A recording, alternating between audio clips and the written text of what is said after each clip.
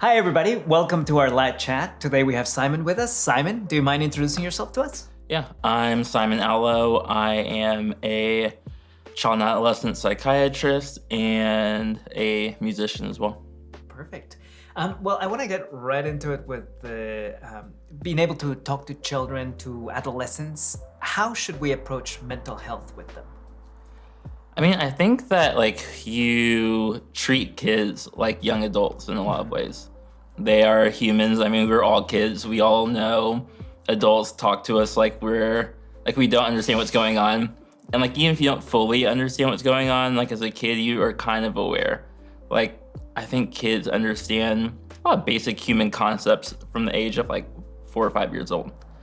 And so when we treat kids like they're we hide things from them, they have to figure out themselves. And so instead, it's helpful to really just talk to them, obviously in an age-appropriate way, but to actually discuss things with them and help them explore and understand these things instead of hiding it from them. Okay. And so I think treating them in a way kind of like the young adults that we want them to grow up to be is a helpful way to do it. Yeah. If you're a parent, an uncle, an aunt, is there some guidelines depending on the age of the person you're talking to? I think it depends on what people are comfortable with. Okay. I think the hard thing is when you're talking about mental health, it's helpful to understand mental health yourself. And so that becomes a difficult concept. But I think having conversations is really helpful, actually being willing to talk about these things. I think there's a lot of taboo around mental health and honestly a lot of things. And so I think it's helpful to bring things into the light and to actually just talk about things and be honest about them. Yeah. And what are some steps that we can take in order to make that barrier of conversation come down a little bit more? I think just being willing to listen. I think a lot of people don't always have words for what they want to say or even want to always talk about those things, but just being willing to listen. I think for me, I always, when I ask how someone's doing, I might, and they're like, oh, I'm good. I'm like, okay, are you really good? Or why are you good? Yeah. And I think that helps the barrier of okay, I said the politically correct answer of I'm good. But then you give space to actually are you actually good? And if you're good, great, I want to hear about it. But if you're not, that's a space to say, actually, I'm not great. And to be it's me saying, hey, I'm okay with you not being okay. And you being having a space to talk about it. Yeah. What was it that drew you to work with teenagers and children? I when I got into med school, I thought I wanted to do orthopedic surgery. I played sports growing up. I wanted to do something around sports, and very quickly realized that's not for me. Every specialty has their own kind of personality, and I was that's not my vibe. I'm not a surgeon. So then I was what do I do? And from there, I quickly realized I didn't really enjoy most specialties, but I really did enjoy psychiatry. And it's the one that I feel I could do every day. I enjoy talking to people. I enjoy getting to know people. And so that was really helpful and felt a good space for me. And then really quickly into psychiatry, realized all of adult psychiatry is just untreated child psychiatry. Very rarely does anything start in adulthood. Yeah. You realize this person who's 40 has been dealing with this core issue from 5. Or this thing that they're dealing with at 20 came from when they were in middle school. And so it kind of just felt I grew up in the church world. I'm the oldest sibling. So I grew up teaching Sunday school. I grew up coaching. I grew up babysitting. So I was very used to being around kids and enjoying kids. And just kind of felt adult psychiatry for me was very depressing because I'm I can address a lot of issues. I can help treat your schizophrenia. I can treat your bipolar disorder. I can't go back to when you were 18 to get you into college and get you a job and get you a house and all of the struggles that come from long-term mental health struggles.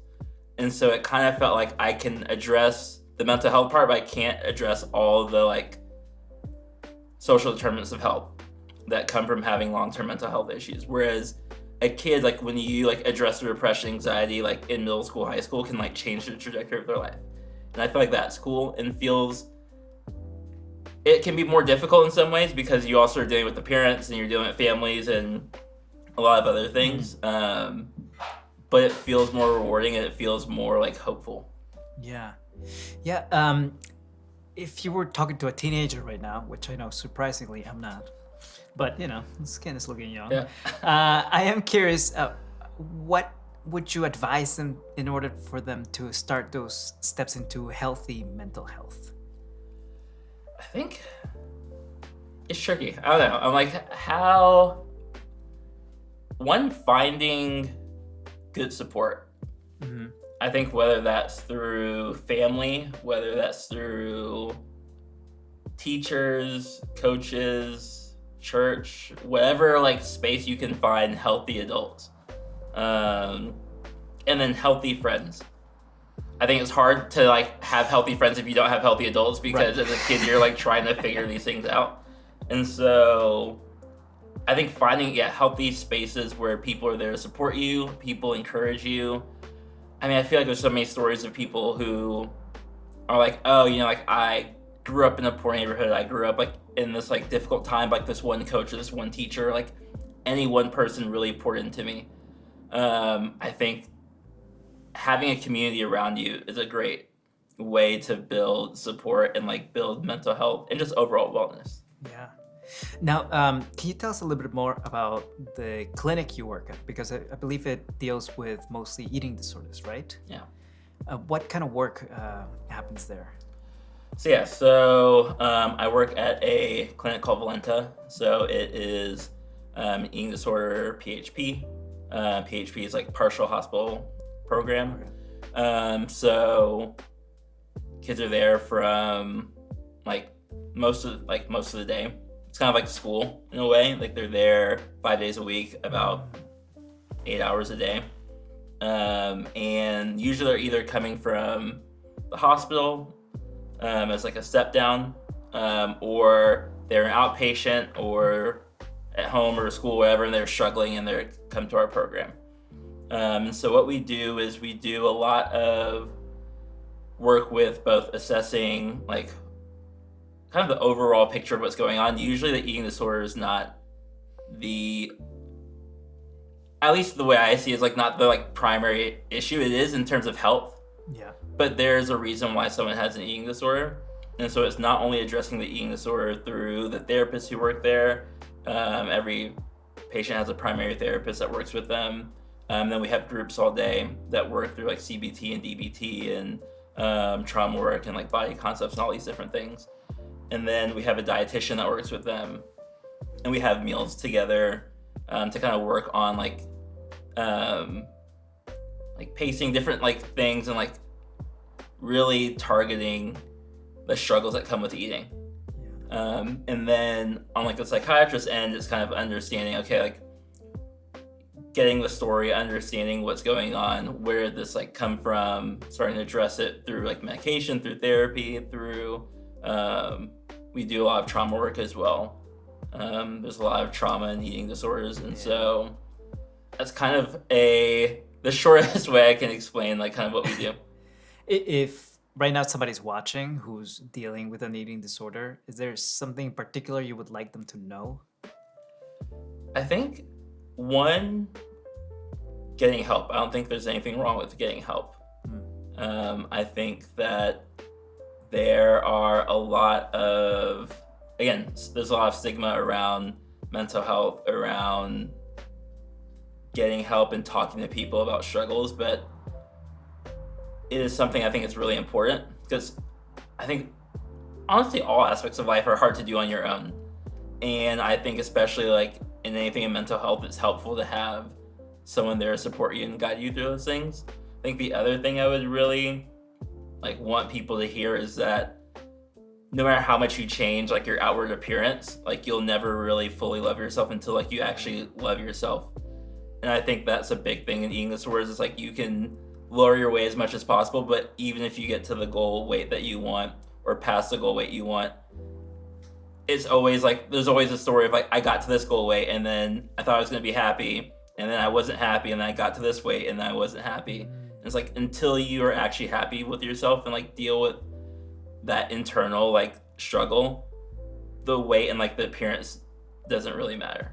Yeah. Yeah. And now that you're talking a bit more about weight loss and stuff, lately there's been like a bit of an explosion when it comes to like GLP-1 drugs. We see it a lot on commercials, in general pop culture. I am curious, what are some positive things you have about those drugs, but also the negatives about those drugs, maybe especially related to, you know, eating disorders? I think the struggle is, I know it's helpful. I feel like that the positive part is like more outside of my expertise. Yeah. I know it can be helpful in terms of weight loss, in terms of diabetes. I think the struggle, like on the eating disorder, mental health end, is that it really, again, a lot of what we see is these things on social media about food, about diet, about weight loss. And there's a lot more nuance to, honestly, a lot of mental health and just health in general. And so there is a big risk with these medications in that they, in a way, can trigger eating disorders. And also, like, eating disorders aren't something that, like, every doctor is very, like, very comfortable with. It is kind of a very specialized field. And so, and then also, I think I was looking into, like, access of these drugs, and with telemedicine, like, there are, you know, telemedicine companies where it's a lot easier to get a medication without the doctor, like, really knowing a lot about, like, your history and, like, knowing, like, all the things that you struggle with. And so there's a higher risk of, like, okay, like, getting this medication that maybe, like, if you've struggled with eating disorder in the past, or if you are struggling with currently, this can be really negative for you because it can, in a way, decrease appetite and decrease digestion, which is helpful in terms of weight loss, but it's not helpful for someone who already restricts or already struggles with any eating disorder behaviors. Yeah. And so that's concerning, especially also just the focus on, again, appearance as opposed to health. I think there's a huge focus on weight as a determinant of how healthy you are. And there's so many other components to health than weight. And I would say, like, weight is probably not the biggest indicator of health. And so I think the importance is, like, a shift of focusing on, you know, being healthy in so many other ways, whether it's diet, whether that's exercise, whether, again, mental health, so many aspects of it. But I think we focus so much on weight is, like, if you're skinny, then you're healthy. And if you're fat or overweight, then, like, you're unhealthy. And that doesn't actually correlate as well as I think people think it does. And so addressing that stigma, which I think is the concern with these drugs, is that they're really just focused on weight loss and we're not focusing on all the other aspects of health. Yeah. No, and like you said, I mean, you still got to fix the internal, right? Yeah. That's where you're really struggling. Not necessarily in front of the mirror will be what gives it to you. Yeah. I also want to talk about art. I know you're a musician, and obviously we have a big emphasis in art. I am curious, what do you think makes art an important mental health tool? I think art just helps us all connect. I think I feel like the thing that I've learned the most in working in mental health is how big community is. I think as humans, we're meant to exist in community, whether that's just through friends, family, like, again, like sports, whether it's through, like, religious affiliations, like, whatever it is. I think, like, we're meant to exist in communities.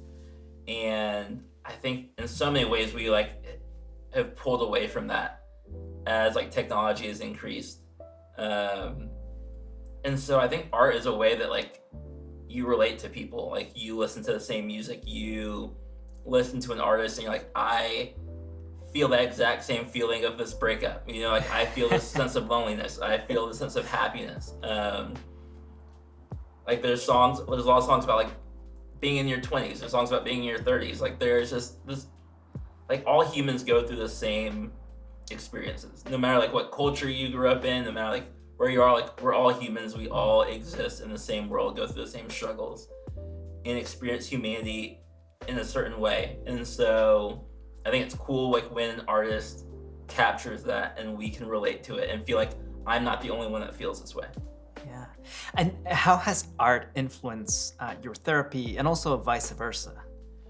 I think in terms of like therapy and work, it has, I mean, for me, one, I feel like it helps me just relate to kids because I listen to music regularly. And so it's one way that I connect with them of like, I'm not old. I listen to the same music that they listen to. And I think it also just, for me personally, I feel like is a way, like not an escape, but like a way to, again, connect to my own humanity. I think I hear so many stories every day that are very difficult stories to hear on a repeated basis. And I think for me, it's a way to just remind myself of like my own humanity and connect, and also just kind of like relax and like step away from like that world in a way. Yeah. Can you tell us a little bit more about your current project you're working on and how it relates to mental health? So I make music under the artist name Clash Jackson, and I started it right around like during med school. And I think I had the idea of, again, like I decided I was going to be a psychiatrist, wanted to do child psychiatry. I remember like watching 2 movies, and they're like big character development movies, and I was like, okay, like I love these movies, but they're 2.5 hours long and they didn't finish the plot. I'm like, we had 2.5 hours and we did not finish the story. And I'm like, I am the like type A person in me, like overachiever. It was like, I need to like make my own story that finishes the plot, but I don't make movies. But I also have always loved concept albums. So I was like, I want to make my own like character development story. And so then it became like, what is it going to be about? And it kind of became this like, I love coming of age, young adult films and stories. And so that kind of became like the theme of it. And then it just like has evolved more and more into like this full book and album project. And the focus is kind of about like men's mental health. This kid, he's about to go to college, and he has this like one concept of what being a man is supposed to be, where like, you know, you go off to college, you get married, you make a bunch of like, get a good career, make a bunch of money, and provide for your family. And then it kind of flipping that and like challenging like that concept of like being a man and like mental health and all these things that kind of come with, I feel like, growing up as a man in like patriarchal societies. Yeah. So this is like a whole album you're working on. Yeah. Yeah. And talking about mental health, is there something that you would like to dispel that you found through working on this project about men's mental health? I mean, I think that like it comes back to like community. I feel like the biggest thing that I have realized is I was very fortunate to have a lot of like good friends in college, and I realized that like most men don't have like great community. Like there's not a lot of space for men to talk about their feelings, to like open up.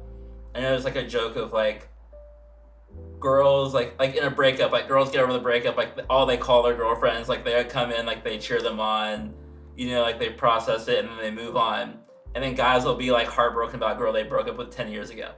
Because like there's no space for guys to talk about things. Like you hang out with the guy and it's like, hey, you go get drinks and like you talk about sports. Yeah. You talk about like anything but like what's actually going on in life.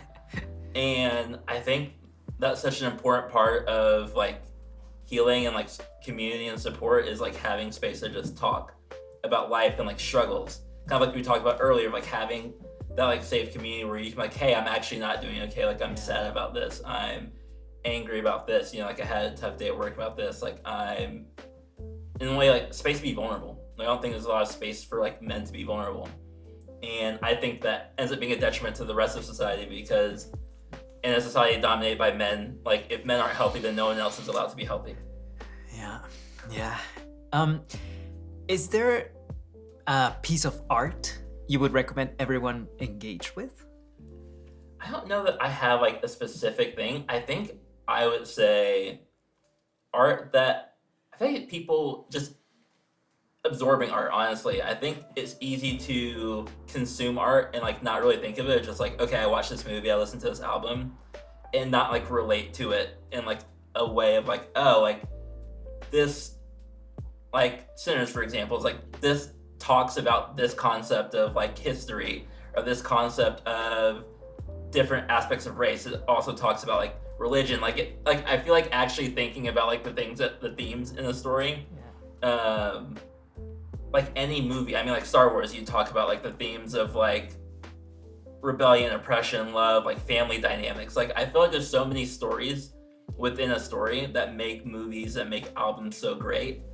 And I think it's easy to just like consume them, but that was cool. But like to actually just really like, I think, I mean, at least for me, like, and I assume this of many like artists, like anyone who makes art makes it for a reason. It's too hard to make to like not do it for a reason.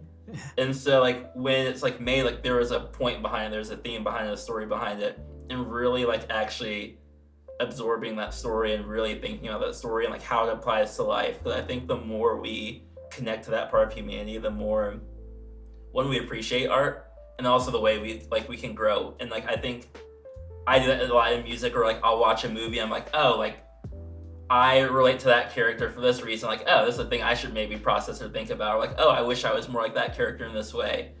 Or like, I wish I was more heroic. Like this, I was so mad. Like, why didn't they do that? I'm like, I probably done the same thing because I've probably been anxious too.